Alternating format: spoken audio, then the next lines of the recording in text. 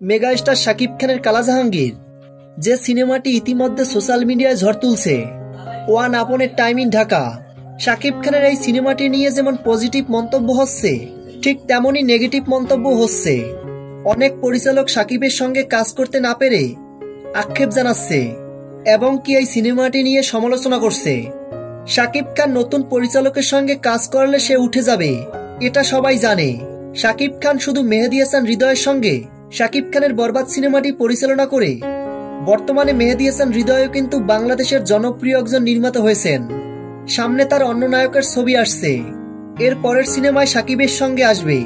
One upon A time in কালাজাহাঙ্গীর সিনেমাটির shooting video leak হয়েছে, যেখানে শাকিবকে বেশ বড় আকারে মারধর করতে দেখা যাচ্ছে।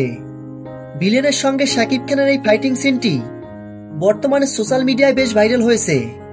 তবে সিনেমাটি নিয়ে এখন পর্যন্ত কোনো আপডেট জানাননি আবু হায়াত মাহমুদ। তবে আপাতত এটা চুক্তিভিত্তিক হিসেবে ধরা হচ্ছে। তো viewers, one upon A time in Dhaka সিনেমাটি নিয়ে আপনাদের কোনো মতামত থাকলে কমেন্ট বক্সে কমেন্ট করে জানিয়ে দিন।